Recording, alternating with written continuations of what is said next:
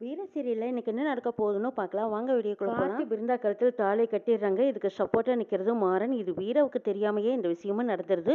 வீரா சாமி கும்பிட்டு திரும்பி பார்க்கும்போது கார்த்தி பிருந்தா கழுத்தில் தாலி கட்டுறாங்க. பிருந்தாவும் இது சம்மதத்தோடு நிக்கிறாங்க. கார்த்தி என்ன பண்றீங்க, ஏன் இப்படி பண்றீங்க, இதெல்லாம் தப்புன்னு சொல்லி பார்க்குறாங்க. இதுதான் கரெக்ட். கார்த்தியோட வாழ்க்கையும் பிருந்தாவோட வாழ்க்கையும் நல்லா இருக்கணும்னா இவங்க ரெண்டு பேரும் சேர்ந்து தான் வாழணுங்கிறாங்க மாறன். ஐயோ மாறா, இதுக்கப்புறம் என்ன பிரச்சனை வரும்னு உனக்கு தெரியுமாங்கிறாங்க. எது வந்தாலும் சரி சமாளிச்சுக்கலாம் விடுங்கிறாங்க மாறன். கார்த்தியும் பிருந்தாவையும் வீட்டுக்கு கூட்டிட்டு வராங்க மாறனும் வீராவும். கார் வந்ததும் பிருந்தா வெளியில ஓடி வந்து பாக்குறாங்க. மாறன் கார்த்தி ரெண்டு பேரும் இறங்குனதும், கார்த்தி மச்சான் வாங்க வாங்க, மாறன் மச்சான் வாங்க, உங்களுக்காகத்தான் சாப்பாடு எடுத்து வச்சிருக்கேன். நீங்க ரெண்டு பேரும் இவ்வளவு நேரம் ஆகியும் இன்னும் சாப்பிடல இல்லையா, வாங்க சாப்பாடு வைக்கிறேன் அப்படின்னு கூப்பிடுறாங்க. மாறன் கார்த்தி ரெண்டு பேரும் எதுவும் பேசாம அமைதியா நிக்கிறாங்க. கார்த்திக்கு பின்னாடியே பிருந்தாவும் இறங்கி வந்து நிக்கிறாங்க. பிருந்தாவை பார்த்ததும் விஜிக்கு கோபம் கொந்தளிச்சு வந்து நிக்குது. என்ன தைரியம் இருந்தா திரும்பவும் கார்த்தி மச்சான் கூட இந்த பிருந்தா வந்து நிப்பா. அப்ப ஏதோ ஒரு விபரீதம் நடந்திருக்குதுன்னு நினைச்சுக்கிட்டு வாழ்னு கத்துறாங்க விஜி. ஐயோ ஐயோ, என் தலையில இடியலி போட்டீங்களே மச்சான், என்னது இவ கழுத்துல தாலியை கட்டி கூட்டிட்டு வந்தீங்களா?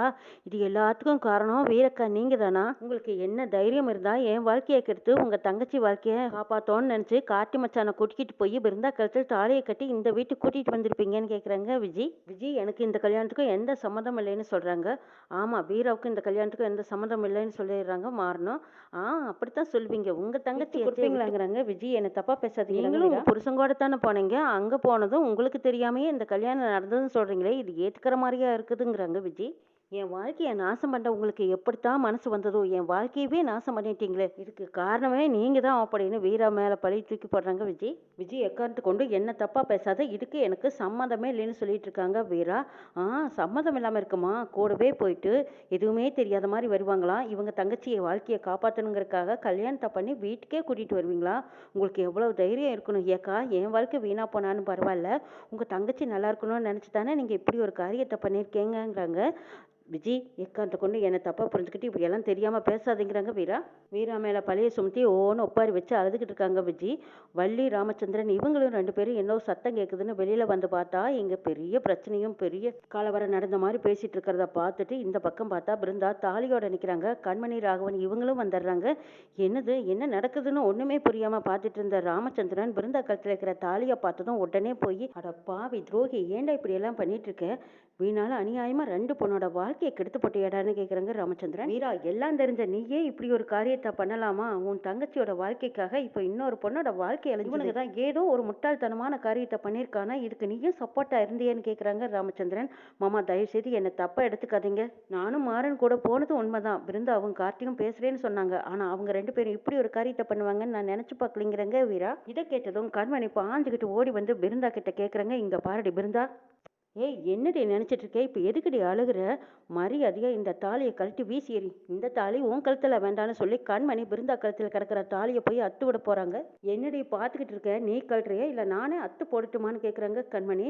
பிருந்தா அதை கழட்டு விடாமையும் அக்க விடாமையும் தன் கையால இறுக்கி பிடிச்சுக்கிறாங்க. எல்லாம் பார்த்துட்டு இருந்தா மாறன் முன்னாடி வந்து, இங்க பாருங்க அண்ணி, பிருந்தா உங்க தங்கச்சியா வேணா இருக்கலாம், இப்ப அவ கழுத்துல கிடக்கிற தாலி என் தம்பி கட்டுனது, அதை அத்து விடுறதுக்கோ இல்ல அதை கழட்டி போடணும்னு சொல்றதுக்கோ உங்களுக்கு எந்த உரிமையும் கிடையாது, முதல்ல தாலியில இருந்து கையெடுங்கன்னு சொல்றாங்க மாறன். அட பாவி, என் தங்கச்சி வீராவோட வாழ்க்கையை கெடுத்தது பத்தாம இப்ப பிருந்தாவோட வாழ்க்கையும் கெடுக்க முடிவு பண்ணிட்டீங்களடா, உன்னால என் தங்கச்சிங்க ரெண்டு பேர்த்தோட வாழ்க்கையும் வீணா போச்சு, இது எல்லாம் கேட்கறதுக்கு யாரும் இல்லைன்னு நினைச்சியா, நான் இருக்கேன், என் தங்கச்சி பிருந்தாவை இந்த வீட்டுல நான் வாழ விட மாட்டேங்கிறாங்க கண்மணி. பிருந்தா கழட்டடி, அவங்க கிட்ட என்னடி கேட்கறதுன்னு சொல்லி மறுபடியும் கண்மணி பிருந்தா கழுத்தில் கிடக்கிற தாலியை அத்து போட போறாங்க.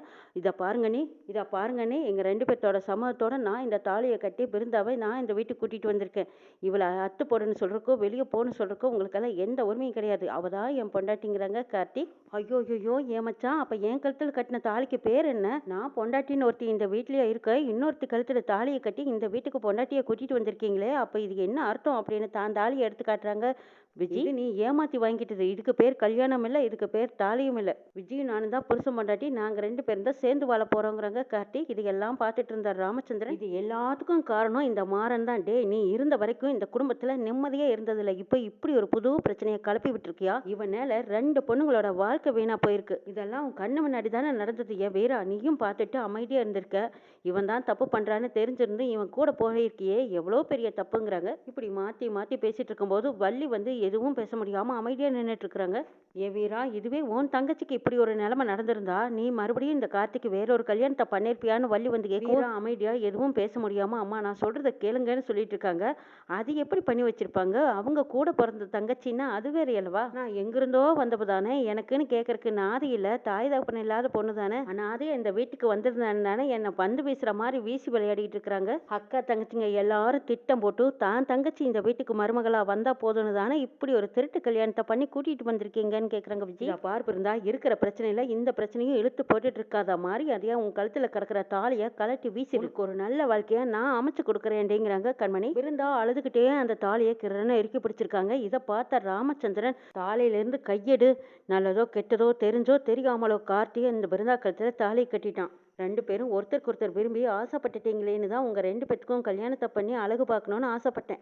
என்ன செய்யறது, அது நடக்காம போச்சு. விஜய் கழுத்துல தாலியை கட்டி வீட்டுக்கு கூட்டிட்டு வந்ததுக்கு அப்புறம் நீ பிருந்தா கழுத்துல தாலியை கட்டி கூட்டிட்டு வந்தது பெரிய தப்பு தாண்டாங்கிறாங்க ராமச்சந்திரன். நீங்க எனக்காக என்ன தண்டனை வேணாலும் கொடுங்க, நான் ஏத்துக்கிறேன். ஆனா நான் பிருந்தா கொடுத்தா வாழ்வேன், பிருந்தா விட்டு நான் வாழ முடியும். பிருந்தா என்ன நம்பி வந்திருக்கா, நானும் அவள் தான் சேர்ந்து வாழ போறோங்கிறாங்க கார்த்தி. ஐயோ பாத்தீங்களா மாமா, உங்க எதுக்குவே இப்படி சொல்றாரு? என் தலையில மண்ணை அள்ளி போட்டுட்டு இந்த பிருந்தாவை கல்யாணம் பண்ணிக்கிட்டு சந்தோஷமா வாழணும்னு சொல்றாங்க. அப்ப என் வாழ்க்கையை பத்தி யாருக்குமே கவலை இல்லையான்னு ஒப்பாரி வைக்கிறாங்க விஜய். விஜய் அழுகாத, என்ன இருந்தாலும் நீ இந்த வீட்டுக்கு மருமக தான், நான் உன்னை கைவிட மாட்டேங்கிறாங்க. ஆமா மாமா, நீங்க அப்படித்தான் சொல்லுவீங்க. உங்க வீட்டு 2 மருமக அவளுக என்ன சொல்றாங்களோ அதுக்கேற்ற மாதிரி தானே நீங்க செய்யஞ்சக்கா போடுவீங்க. நீங்க எப்படி அவங்க பேச்சையெல்லாம் மீற முடியும்? கடைசியில உங்க பசங்க தானே, உங்க மருமக தானேன்னு போயிடுவீங்க. என்ன இருந்தாலும் நான் அனாதை தானே, என் பக்கம் நியாயம் இருக்கிற மாதிரி அனுதாபப்பட்டு என் கழுத்துல தாலியை கட்டி இந்த வீட்டுக்கு கூட்டிட்டு வந்துட்டு அதுக்கப்புறம் இந்த வீட்டுல நடக்கிற கொடுமையெல்லாம் நான் போய் யாருக்கிட்ட சொல்லுவேன்னு நியாயம் கேட்க யாருமே இல்லைங்காட்டி தானே இந்த ஒரு அநியாயம் நடக்குது. பாருங்க மாமா, யார் என்ன சதி செஞ்சாலும் சரி, நீங்க வேணா என்னையும் இந்த வீட்டுக்கு மருமகளா ஏத்துக்கலாம், அவளையும் இந்த வீட்டுக்கு மருமகளா ஏத்துக்கலாம். நான் என் புருஷனுக்கு பொண்டாட்டியா நான் ஒரு நாளும் ஏத்துக்க மாட்டேன். மரியாதையா அவளை தாலியை கழட்டி போட்டுட்டு இந்த வீட்டை விட்டு வெளியே போக சொல்லுங்கிறாங்க விஜய். காட்டி முன்னாடி வந்து இதை பாரு, ஏன் பொண்டாட்டி பிருந்தாவை இந்த வீட்டை விட்டு வெளியே போன சொல்றதுக்கு உனக்கு என்னடி உரிமை இருக்கு? ஏமாத்தி தாலி வாங்கி கட்டிக்கிட்டது நீதான். பொய்யும் பித்தலாட்டம் பேசி எல்லாத்தையும் நம்ப வச்சு நடிச்சுக்கிட்டு இருக்கையே, இதுதான் பொய். மரியாதையா நீ இந்த வீட்டை விட்டு வெளியே போ, பிருந்தாவும் நானும் இந்த வீட்டுல சந்தோஷமா வாழணும்னு கேக்குறாங்க கார்த்தி. என்ன மச்சான், எல்லாருமா ஒண்ணு சேர்ந்துக்கிட்டீங்களா? என்னைய மிரட்டி பாக்குறீங்களா? நான் இதை இப்படியே விட போறது இல்ல. மாறன் கார்த்திக்காக சப்போர்ட் பண்ணி பேசுறாங்க. ஆமா விஜய், நீ ஏமாத்தி கல்யாணம் பண்ணிக்கிட்டு தானே, சம்பந்தமே இல்லாம கார்த்தியோட ரூமுக்கு போய் நைட் ஃபுல்லா இருந்த மயத்துல நீ அவனுக்கு பொண்டாட்டி ஆயிடுவியா? அங்க நடந்தது என்னன்னே தெரியாம நாங்களும் அவசரப்பட்டு முடிவெடுத்தது எங்க தப்பு. நீ சொன்னதையெல்லாம் நாங்க கேட்டுட்டு இருக்கணுங்கிற அவசியம் கிடையாதுன்னு சொல்லிக்கிட்டு இருக்கிறாங்க மாறன். இதை கேட்டதும் ஓஹோ, எல்லாருமா ஒண்ணு சேர்ந்துக்கிட்டீங்களா? என் சித்தி, எனக்கு தாய்க்கு தாயா இருக்கிறேன்னு சொன்னீங்களே, இப்ப எனக்காக உங்களால ஏதாவது பேச முடிஞ்சதா? இப்ப அவங்க எல்லாம் அக்கா தங்கச்சி அண்ணன் தம்பின்னு ஒண்ணு சேர்ந்துக்கிட்டாங்க. என் இடத்துல இவ தங்கச்சி பாதிக்கப்பட்டு நின்று இருந்தா இவங்க எல்லாம் இப்படித்தான் பேசுவாங்களா சித்தி? மாமா என்னையும் அவளையும் இதே வீட்டுல சேர்ந்து இருக்க சொல்றாரு. அவருக்கு வேணா எல்லாத்தையும் வச்சு ஆதரிக்கிறோங்கிற ஒரு சந்தோஷம் இருக்கும். ஆனா நான் எப்படி சித்தி என் புருஷனை விட்டு கொடுக்க முடியுங்கிறாங்க. அத்தைய முதல்ல பிருந்தாவுக்கும் கார்த்திக்கும் ஆரத்தி எடுத்து வீட்டுக்குள்ள கூட்டிட்டு போங்கிறாங்க. பாருங்க மச்சான், என்னை ஏமாத்தலான்னு மட்டும் நினைக்காதீங்க. நான் இந்த விஷயத்த இப்படியே விட போறதில்ல. அக்கா தங்கச்சிங்க எல்லாத்தையும் ஒன்னா இந்த வீட்டுல சேர்த்து வச்சு வாழ வைக்கணும்னு நீங்க நினைக்கிறீங்க. ஆனா என்ன வீட்டை விட்டு வெளியே துரத்துறதுக்காகவும் விரட்டுறதுக்காகவும் தானே இப்படி ஒரு ஏற்பாட்டை பண்ணிருக்கீங்க. இத பாருங்க மாமா, நான் உங்க யாரையும் சும்மா விட போறது இல்லைங்கிறாங்க விஜய். கொஞ்சம் பொறுமையாயிரு, இதெல்லாம் எடுத்தோம் கவுத்தோன்னு பேசுற விஷயம் கிடையாது. இவன் இப்படி தாலி கட்டி குட்டியாருவான்னு நாங்க யாருமே சத்தியமா எதிர்பார்க்கல. நடந்தது நடந்து போச்சு. இதை பத்தி எல்லாரும் பேசி முடிவு எடுக்கலான்னு சொல்லியிருக்காங்க. பிருந்தா அழுதுகிட்டு நிக்கிறாங்க. கார்த்தி பிருந்தாவை வீட்டுக்குள்ள கூட்டிட்டு போகணும்னு சொல்லிட்டு இருக்காங்க. மாறனும் சப்போர்ட் பண்றாங்க. வேற எதுவும் பேசாம அமைதியா நின்றுட்டு இருக்காங்க. இதெல்லாம் நம்ம குடும்பத்துக்கு சரி வராது. மாதிரி அதே நீ தாலியை கழட்டி போடணும்னு கண்மணி தாலியை கட்டுறதுல குறியா இருக்காங்க.